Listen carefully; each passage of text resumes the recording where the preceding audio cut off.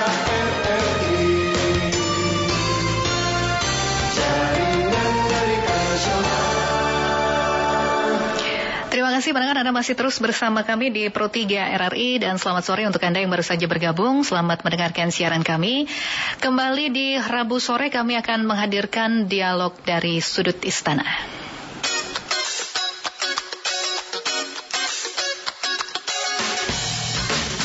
Dari sudut istana, kita dapat mengetahui berbagai kebijakan pemerintah. Dari sudut istana, kita dapat mengetahui kiprah para menteri.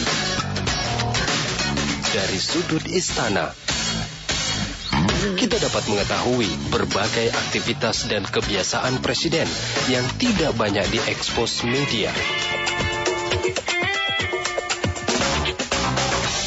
Saatnya kita ikuti dialog khusus Sudut Istana.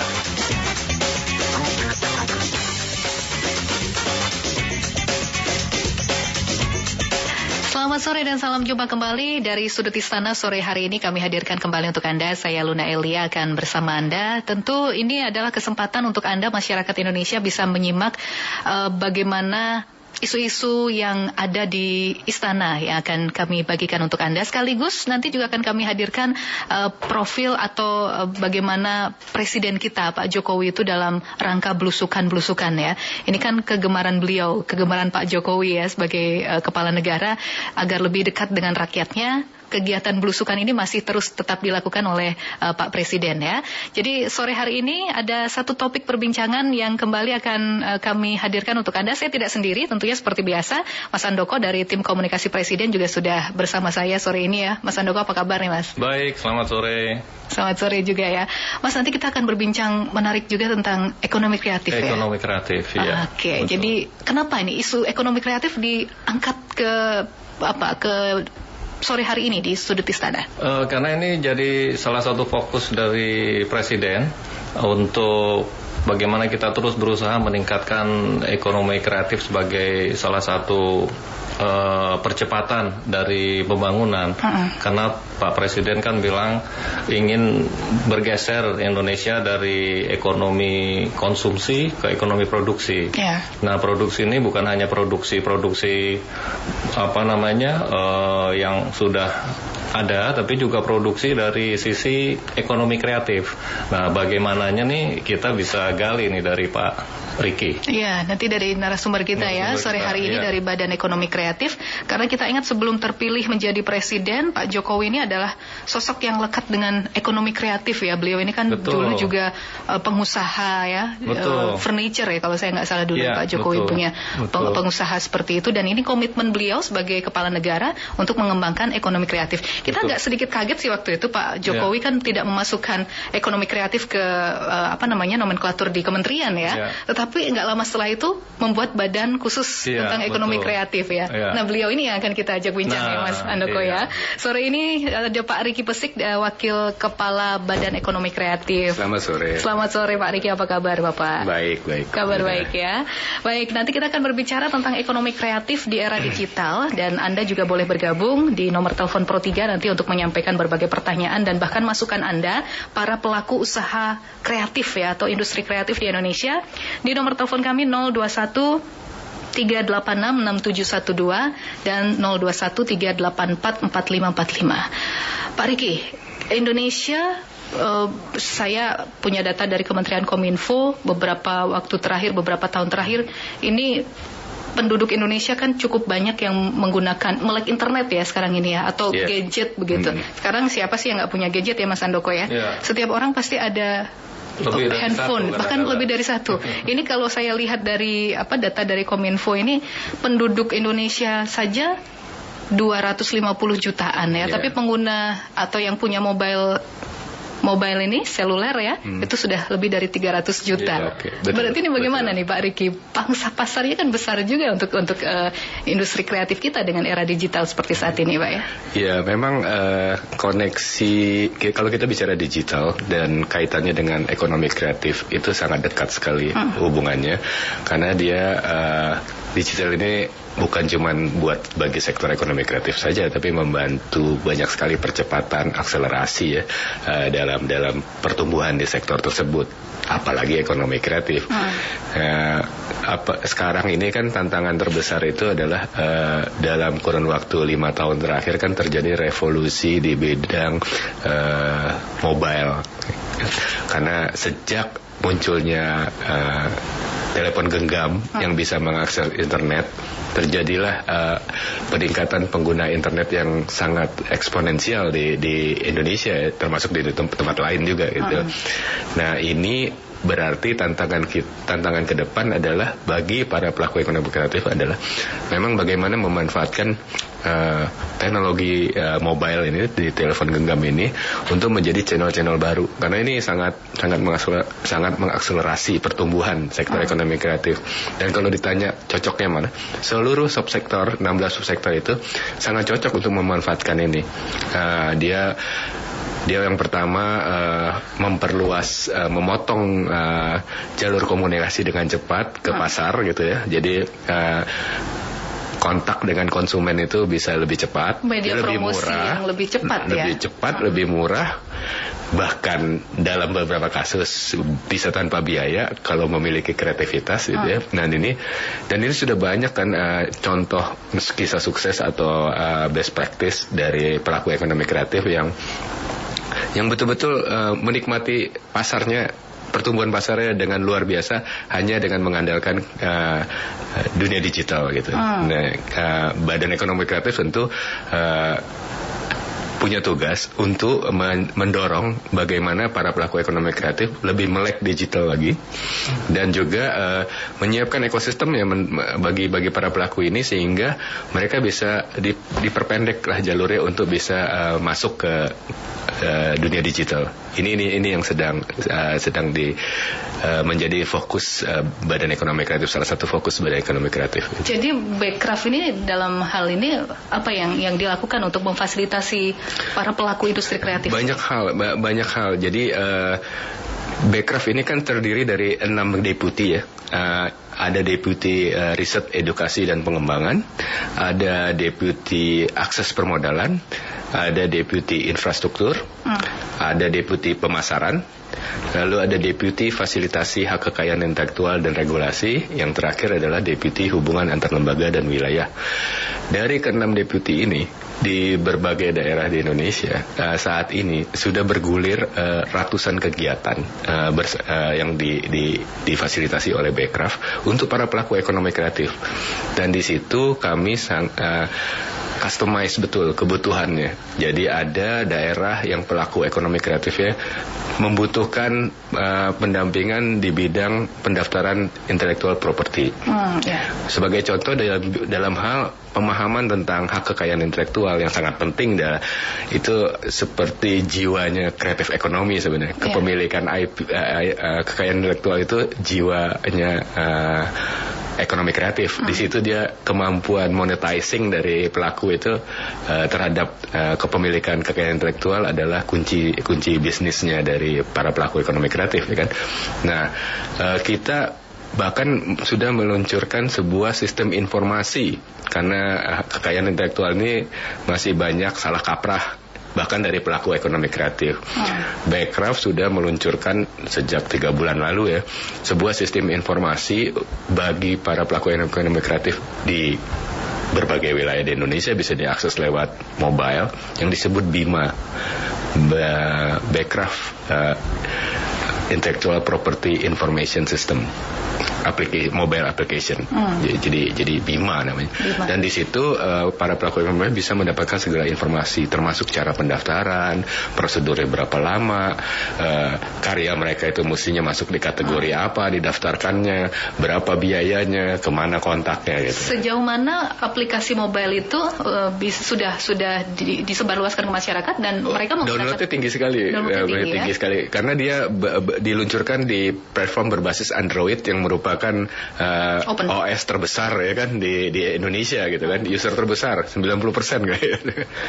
Jadi memang pilihannya diletakkan di platform yang populis kan, agar supaya masyarakat bisa dengan mudah mengaksesnya gitu. Jadi ini berarti tanda baik juga ya Mas Handoko, bahwa masyarakat Indonesia ini banyak juga orang-orang kreatif, pelaku industri kreatifnya juga banyak, terbukti yang download Bima ini juga banyak ya. Banyak.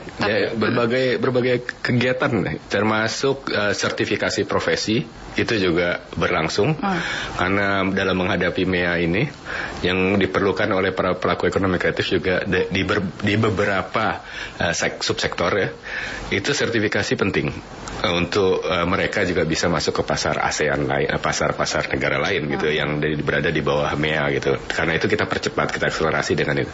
Yang kedua juga Pakraf juga memberikan pendaftaran gratis kekayaan intelektual untuk para pelaku ekonomi kreatif yang berada dalam kategori UMKM. Karena biayanya cukup besar kan. Betul. Ternyata, tapi kepemilikan kekayaan intelektual itu sangat penting. Jangan sampai mereka udah kreatif bikin sebuah karya atau produk nggak terdaftar, tahu-tahu dicuri orang gitu kan, dipakai orang dan orang lain yang mendaftarkan. Kan kerugiannya jauh lebih besar bagi para pelaku itu. Dia kehilangan kesempatan untuk melakukan monetizing terhadap karya dia. Persyaratannya apa ini kalau mau ikut itu? Enggak, kita keliling aja. Dan first come first serve, tapi kategorinya dia mesti UMKM. Karena kalau yang menengah atau besar, spesifikasi produknya harus masuk di salah satu dari 16 subsektor ekonomi kreatif. Karena Badan Ekonomi Kreatif itu di dalam Perpresnya, Perpres 72 pembentukan Badan Ekonomi Kreatif itu disebut memang bidang yang dibawahi oleh Badan Ekonomi Kreatif itu ada 16. Apa saja itu Pak? Supaya kita nggak rancu ya Mas Handoko ya, supaya saya bisa sebutkan ya. Gitu.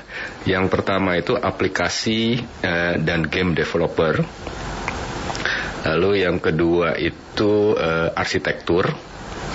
Lalu yang ketiga, sebentar saya buka contekan saya. Yang ketiga itu desain interior, yang keempat desain komunikasi visual, kelima desain produk, keenam fashion, ketujuh itu film, animasi dan video, kedelapan fotografi, kesembilan kriya atau craft ya, yang ke-10 itu kuliner, ke-11 musik, 12 penerbitan, 13 periklanan, 14 itu seni pertunjukan, 15 seni rupa, dan terakhir ke-16 televisi dan radio. Jadi banyak sekali nih yang masuk kategori subsektor ekonomi kreatif di Indonesia ini. Kalau orang Indonesia banyak di mana ini Pak? Yang sekarang dari data BPS terakhir di bidang ekonomi kreatif sumbangsi terbesar terhadap PDB kan kita saat ini 7% nih, dan targetnya adalah 12% di tahun 2019. 3 besar kontributor dari sektor ekonomi kreatif itu yang pertama kuliner, yang kedua itu craft, yang ketiga itu fashion.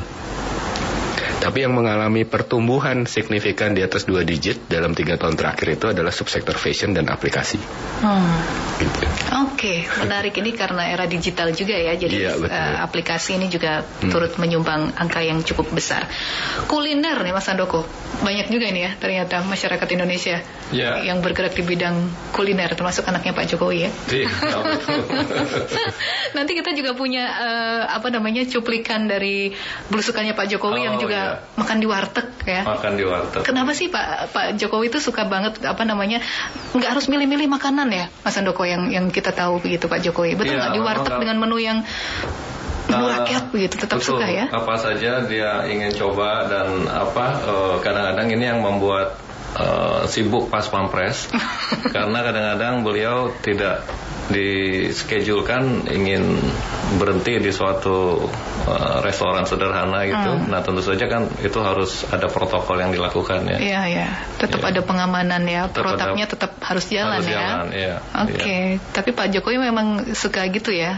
Artinya kalau walaupun nggak ada agenda mau mampir ya mampir gitu. Iya betul. Termasuk ini ya dari filler yang akan kita putarkan ini nanti ya. Oh gitu ya.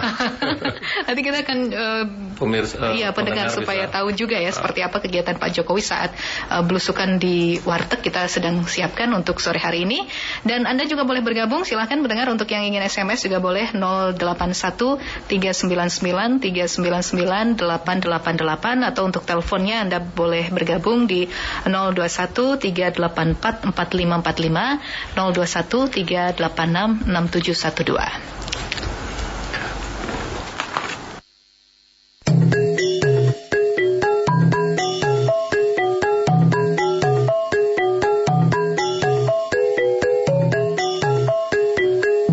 Catatan kecil di balik belusukan. Setelah menjadi inspektur upacara pada Hari TNI di Cilegon 5 Oktober 2015, Presiden Jokowi dan rombongan menuju ke Tangerang. Ini kunjungan kerja ke pabrik sepatu yang baru saja menambah banyak karyawan. Di pabrik itu, Presiden sampai jam 12:30 siang. Para menteri yang ikut dalam rombongan itu berpikir, habis ini pasti makan siang. Mereka terperangah ketika Presiden ternyata langsung meluncur ke Jakarta, kembali ke istana. Sampai di istana sudah jam 2 siang. Lapar sudah tidak bisa ditahan. Para menteri itu lupa. Hari itu hari Senin. Pak Jokowi biasa puasa Senin Kemis. Besoknya di koran muncul berita dan foto. Menteri Tenaga Kerja Hanif Dakiri, Menteri Perindustrian Saleh Husin, dan Kepala BNPTKI Nusron Wahid sedang menikmati makan siang di warung Tegal seberang istana. Sopo sing gelem tak dongengi. Soekardi Rinakit. Itu dia ya, dari cuplikan pengalaman Pak Jokowi dan juga menteri-menterinya. Akhirnya menterinya juga ikutan makan di warteg ya Mas Andoko ya? Iya. Sering ya begitu ya? Beberapa kali ya. Walaupun sebetulnya sudah disiapkan menu khusus ya untuk menjamu ya. Iya. Tapi memang penuh dengan apa ya, Pak Jokowi itu penuh dengan kejutan-kejutan ya. Oke. Ini kita akan membahas kembali tentang ekonomi kreatif di era digital. Mungkin Mas Andoko silakan, ada yang ingin disampaikan atau ditanyakan untuk Pak Riki. Iya, Bekraf ini umurnya masih sangat muda, tapi yang dilakukan sudah banyak dan juga pekerjaannya juga sangat banyak. Seperti tadi kita ketahui 16 subsektor itu, karena masing-masing subsektor itu akan mempunyai permasalahan yang unik ya, yang harus antisipasi oleh Bekraf. Saya ingin tanya nih Pak Riki, tantangan terbesar apa dari Bekraf untuk bisa menjalankan tugasnya dengan baik? Ya, salah satu tantangan yang paling menarik mungkin untuk Badan Ekonomi Kreatif atau Bekraf ini, karena dia adalah sebuah lembaga pemerintah yang di set up dari nol, dibentuk dari nol. Saya ingat pembentukannya bulan Januari 2015, tapi operasional Bekraf sebenarnya baru dimulai pada bulan September 2015 ketika sejumlah eselon 2, 3, 4 di jajaran Badan Ekonomi Kreatif dilantik, yaitu 15 September 2015, dan barulah kita mulai beroperasi dan itu pun baru pada bulan Februari 2016 Badan Ekonomi Kreatif mulai mengelola anggaran sendiri setelah semua dibereskan. Tapi dalam banyak hal sektor ekonomi kreatif ini memang tidak bisa menunggu, kita harus mengebut.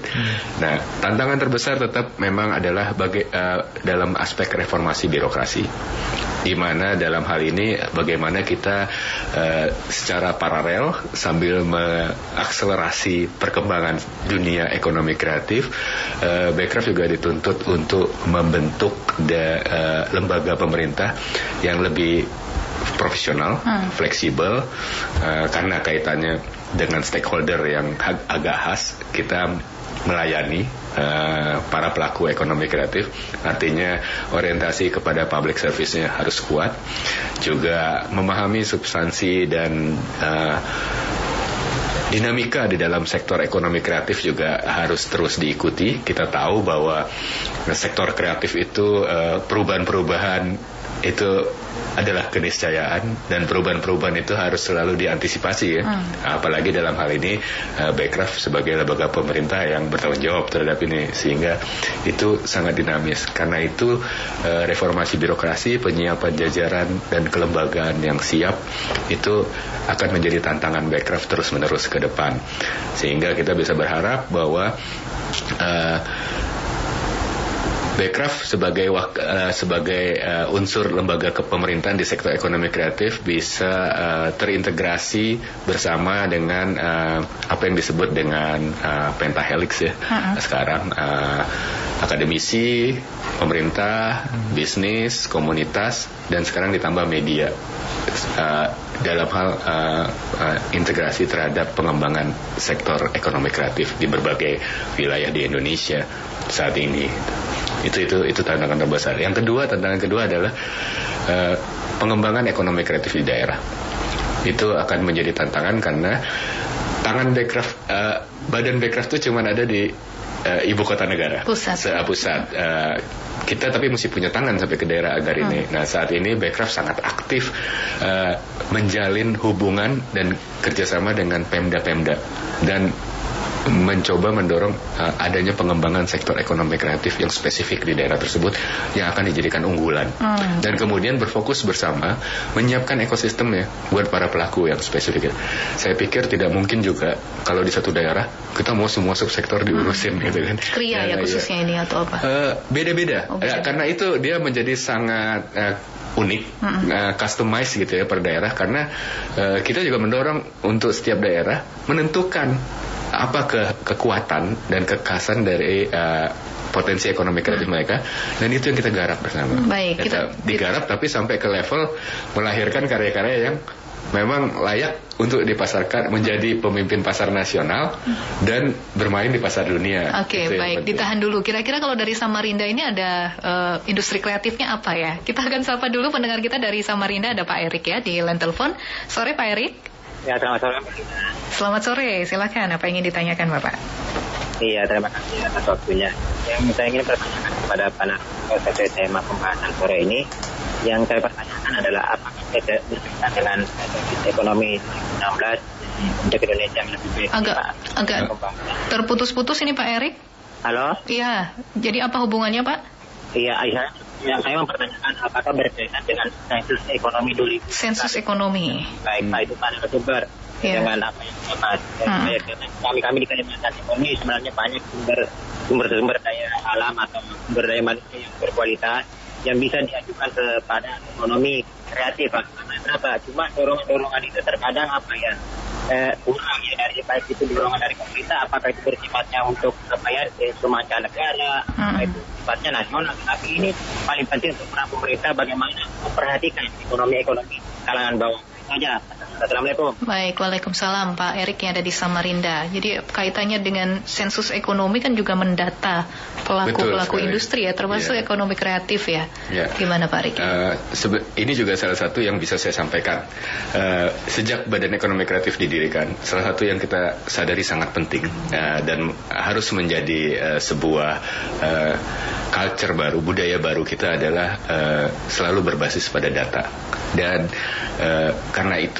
karena memahami bahwa ekonomi kreatif termasuk sebuah sektor yang relatif masih baru ya untuk di ini kan, kami menyadari pentingnya kerjasama dengan BPS. Salah satu badan pemerintah lain yang menandatangani nota kesepahaman dengan Bekraf yang awal-awal itu adalah yang pertama itu Dirjen DJKI, Dirjen Kekayaan Intelektual, karena itu penting menjadi basis dari ekonomi kreatif. Yang kedua itu BPS. Kami kerjasama dan sudah melakukan berkali-kali rapat bersama dan membentuk tim bersama antara BPS dengan Bekraf untuk melihat ulang data-data ekonomi kreatif. Jadi dalam sensus itu ada yang disebut klasifikasi baku lapangan usaha Indonesia. Ada deskripsi terhadap 16 subsektor ekonomi kreatif dalam KBLI itu. Dan kita tinjau ulang bersama-sama. Itu berdebat panjang lebar, melakukan pembicaraan dengan para pelaku, asosiasi, agar pengukuran dari BPS itu bisa semakin tajam dan semakin akurat. Dan BPS sangat welcome sekali, sangat terbuka sekali untuk ini. Jadi sekarang pun kita masih punya itu tim pembentukan bersama, terus akan berlanjut ke depannya.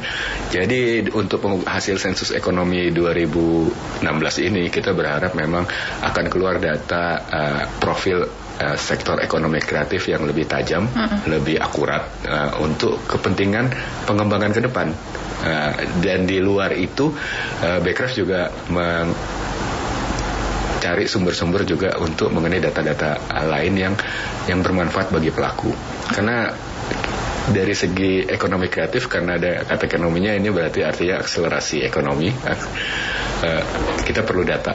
Para pelaku juga perlu data yang lebih tepat, yang lebih baru, lebih mutakhir, agar mereka bisa mengantisipasi. Ini kan bukan cuma sekedar kreativitas dalam tanda petik bengong-bengong cari inspirasi terus bisa kemudian menjadi pelaku ekonomi kreatif.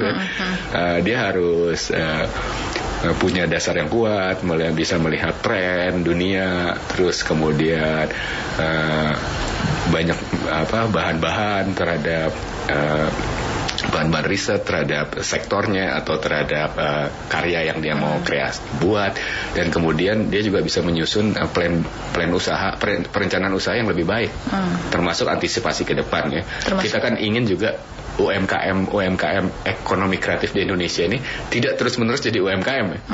Kita mau dia jadi produk kelas dunia gitu kan, yang bisa dikonsumsi masyarakat dunia. Dengan demikian itu akan mendorong perekonomian nasional. Ini eranya sekarang ya, era digital. Berarti digital go global berarti ya kalau. Iya, ini kesempatannya karena sekarang dimungkinkan untuk dipercepat karena adanya digital, dunia internet ini. Tadi disinggung juga Pak Erik di Samarinda tentang bagaimana dukungan pemerintah untuk memajukan pelaku ekonomi kreatif yang masih di level bawah, begitu ya, masih kecil usahanya, UMKM termasuk itu ya. Nanti ditambahkan lagi Pak Riki. Kita sapa dulu satu penelpon lagi dari Bogor. Ada Pak Prapto. Selamat sore Bapak. Assalamualaikum. Waalaikumsalam warahmatullahi wabarakatuh. Silakan. Mbak Riki. Ya. Selamat sore. Jadi sebenarnya ekonomi kreatif itu banyak melibatkan rakyat kecil, Pak. Jadi dampaknya sebenarnya bagus. Artinya rakyat banyak bisa menikmati, sehingga aspek pemerataan akan tercapai, Pak. Dan ke depan rasanya memang ini salah satu pilar penting yang perlu digarap pemerintah. Karena justru dengan ekonomi kreatif ini akan ada persebaran ekonomi untuk rakyat.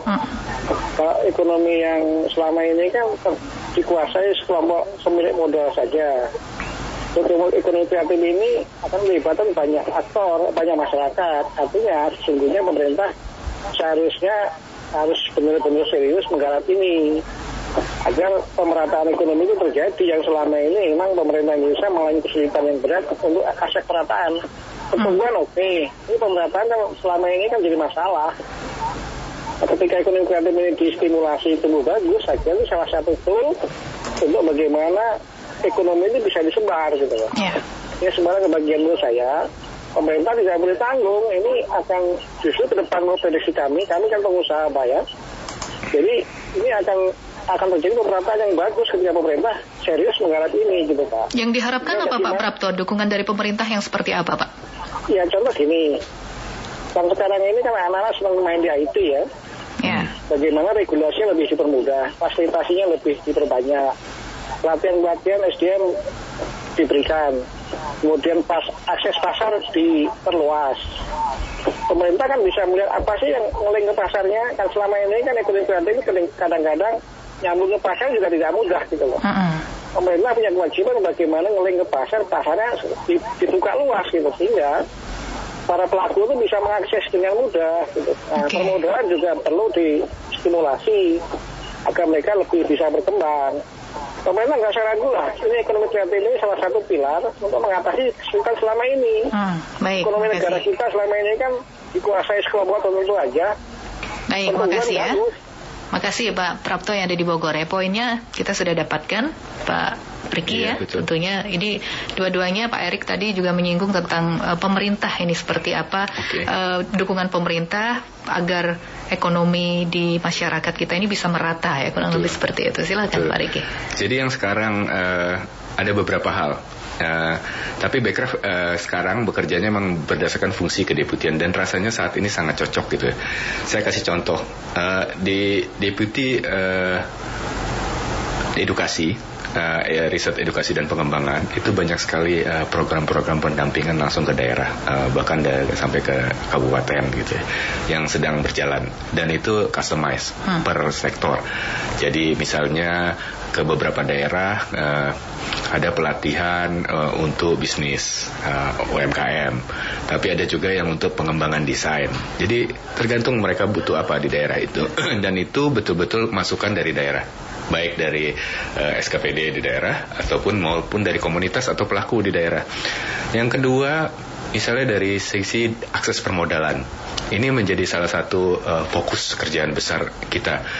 Bagaimana Bekraf bisa membantu mendorong agar para pelaku ekonomi kreatif ini bisa memiliki akses terhadap modal yang lebih mudah.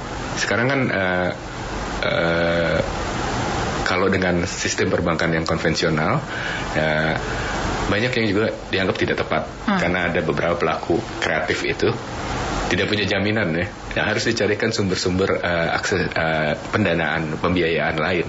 Dan sebenarnya di landscape pendanaan permodalan dunia, apalagi terhadap kategorinya startup, itu sudah banyak sekali kebebasan. Dan ini cuman instrumen-instrumen dan regulasi-regulasinya memang mesti dipercepat gitu kan untuk ini. Dan Bekraf intensif bekerja sama dengan OJK, dengan BI untuk sosialisasi ke pelaku industri sendiri gimana ini? Belum, kita masih rancang dulu ini. Tapi skemanya udah ketemu bahwa bagaimana caranya kalau dalam program Bekraf kita sebutnya IP Financing Scheme. Artinya skema pembiayaan berbasis kekayaan intelektual. Karena kan undang-undangnya udah ada di situ. Ada landasan undang-undangnya udah ada, undang-undang cipta di mana sebenarnya kekayaan intelektual itu bisa jadi agunan. Nah, cuman ini petunjuk teknis dan instrumen kebawahnya mesti Jadi kita baru sonding-sonding aja ini ya. Tapi itu harus segera direalisir karena itu akan secara signifikan mengubah pola pembiayaan buat UMKM ekonomi kreatif dan mempermudah secara luar biasa gitu kan. Itu yang harus digolkan.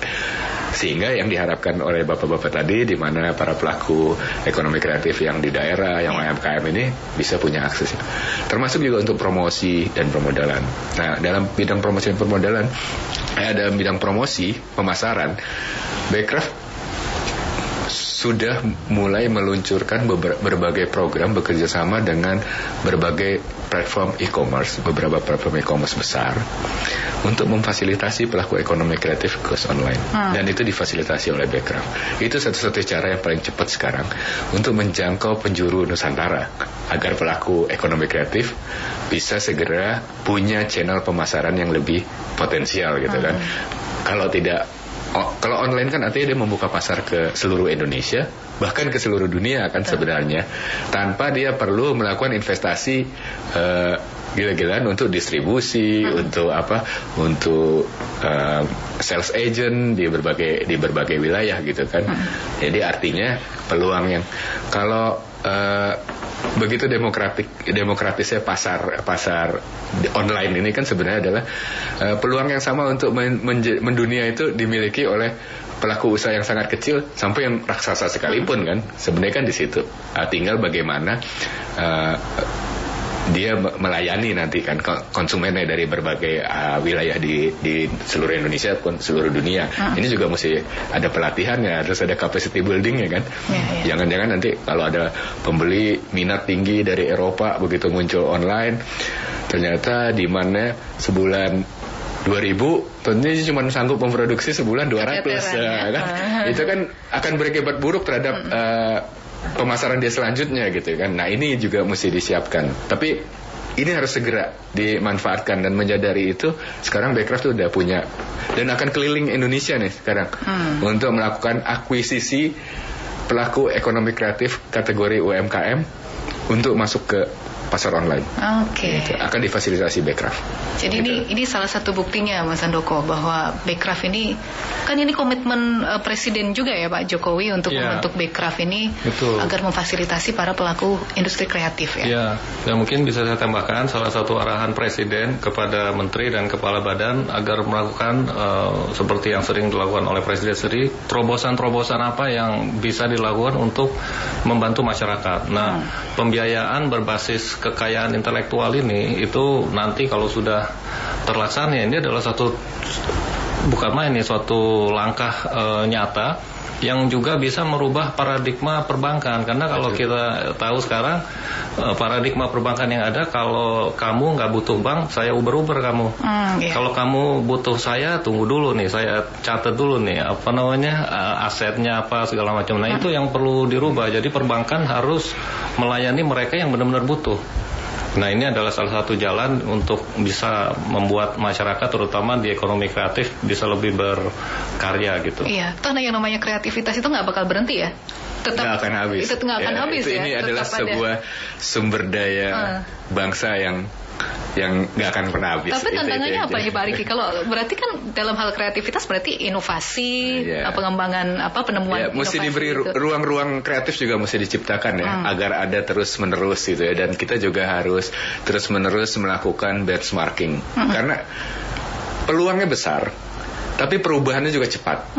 Jadi kalau tidak cepat mengantisipasi perubahan, kita juga dengan cepat akan tertinggal gitu. Nah ini juga mesti disikapi kan. Bagaimana kita menciptakan ruang-ruang kreatif dan ekosistem kreatif yang membuat para pelaku ini tetap bisa memutakhirkan diri terhadap perkembangan. Karena ini berpengaruh terhadap kreasi-kreasi mereka nantinya gitu. Oke, ini kalau sudah pada tataran itu, saya ingin menyinggung ke masalah musik. Ini kan sekarang ini lagi banyak-banyaknya disoroti ya, Mas Handoko juga Pak Riki. Pelaku industri musik khususnya di Indonesia atau mungkin di tingkat dunia juga mengalami hal yang sama. Sekarang era digital itu kabarnya bisa dikatakan menggerus industri musik karena beralih dari kaset CD sekarang dengan ke MP3, MP4, bahkan orang bisa download dengan mudah begitu. CD dan kaset jadinya nggak laku lagi. Setelah kemarin sempat RBT dulu ya, baru ke MP3, MP4. Nah gimana?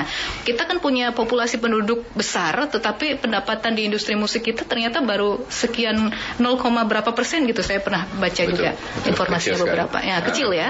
Gimana itu Pak? Ini kan untuk melindungi pelaku industri kreatif di bidang musik juga nih seperti apa ini Pak? Ini adalah salah satu subsektor yang besar sebenarnya nilai ekonominya, tapi kecil datanya.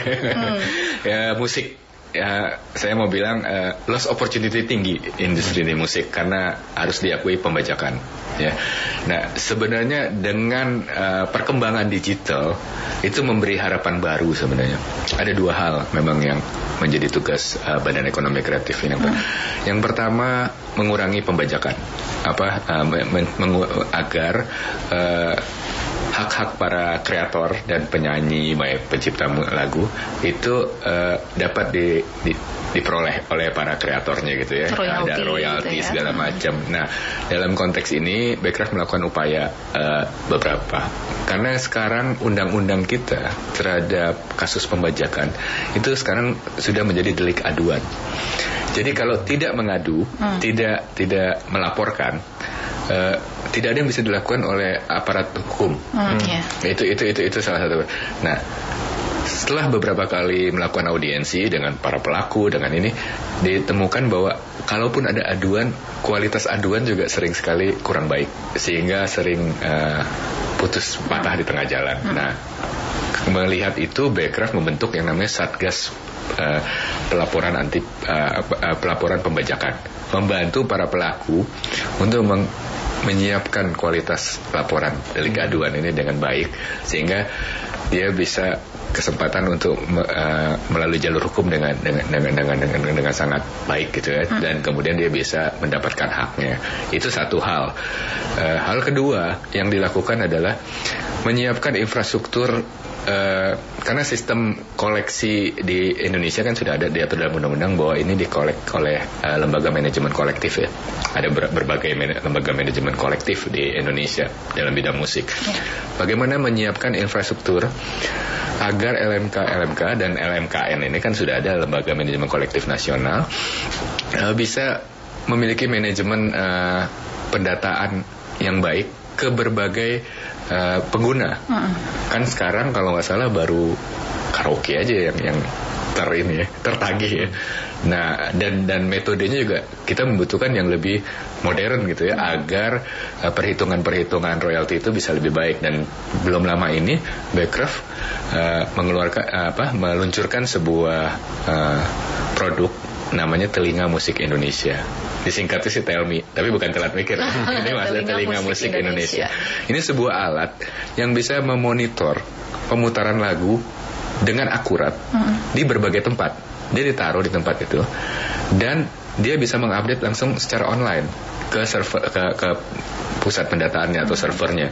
Dan ini bisa dipakai sebenarnya oleh lembaga manajemen kolektif maupun lembaga-lembaga yang harus membayar royalti, misalnya dengan asosiasi karaoke, dengan PHRI misalnya. Nah, ini yang sedang dirintis oleh Bekraf, memanfaatkan masuk ke teknologi baru agar lebih akurat, pengukurannya juga lebih ini, dan ukurannya itu sama buat semua pihak gitu loh. Baik itu yang untuk komersil maupun yang untuk non komersil bisa? Iya bisa, semua bisa.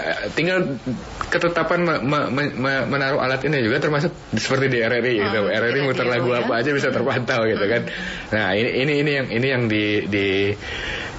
ingin didorong oleh Bekraf. Yang ketiga sebenarnya kita masuk ke era digital juga. Online music store ini sebenarnya sesuatu yang penting untuk membuat para pencipta mendapatkan manfaatnya langsung. Karena kalau online itu bisa langsung dipantau, bisa langsung dimonitor kan.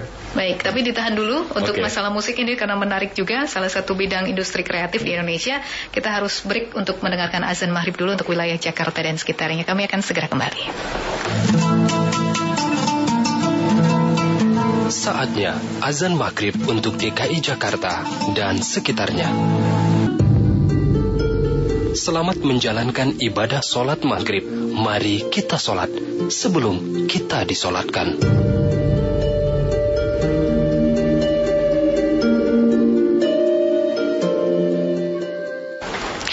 Terima kasih Anda masih terus bersama kami untuk menyimak dialog khusus dari Sudut Istana. Saya Luna Elia juga Mas Andoko, tim komunikasi Presiden masih akan terus bersama Anda dengan Pak Riki Pesik, Wakil Kepala Badan Ekonomi Kreatif ya sore hari ini. Waktu kita nggak banyak lagi, tapi mungkin Mas Andoko ada pesan khusus mungkin dari Istana yang ingin disampaikan atau ingin ditanyakan? Ya, saya baru ingat bahwa Bekraf itu tidak saja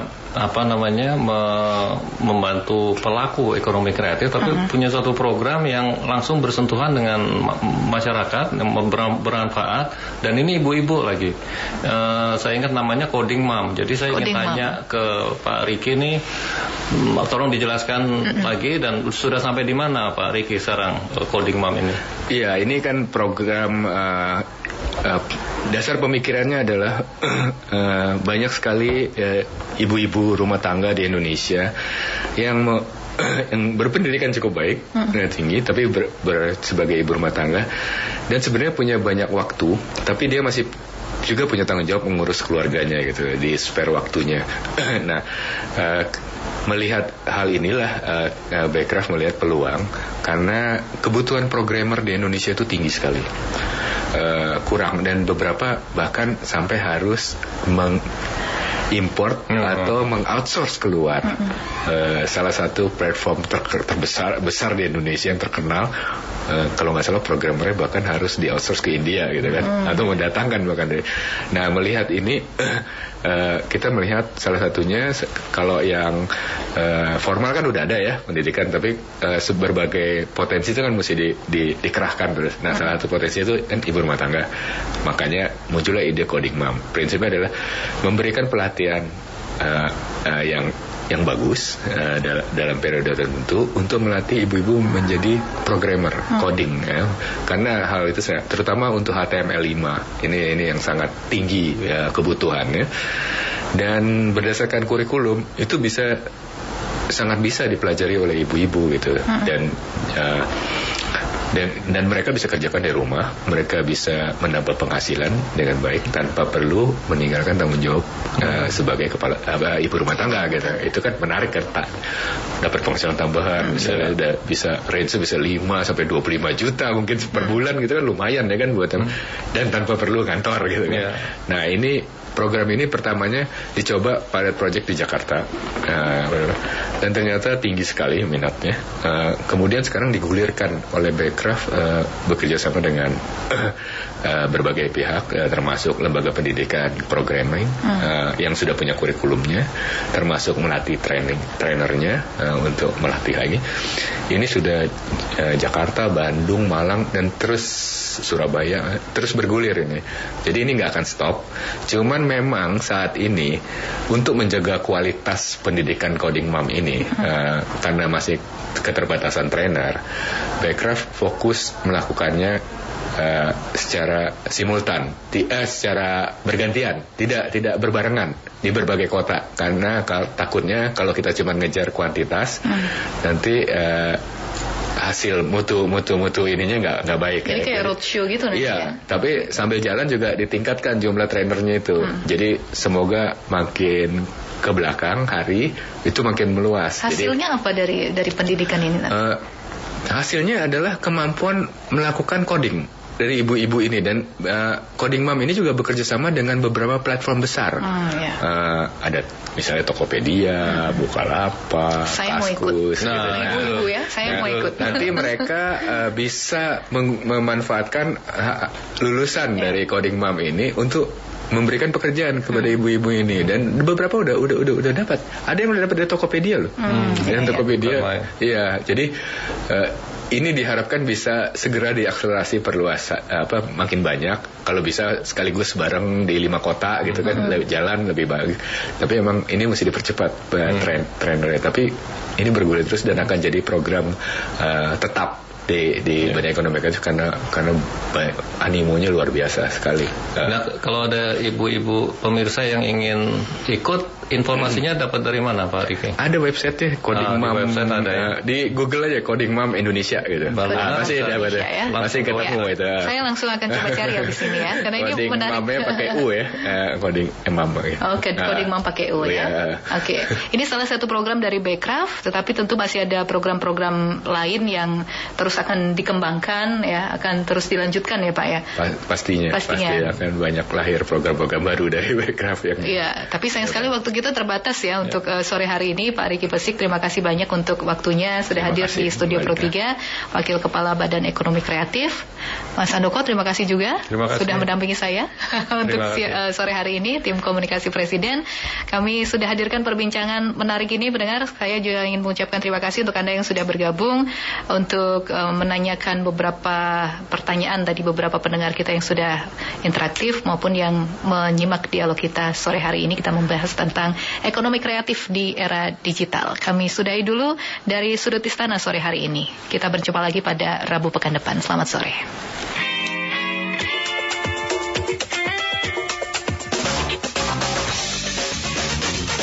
Telah kita ikuti dialog Sudut Istana.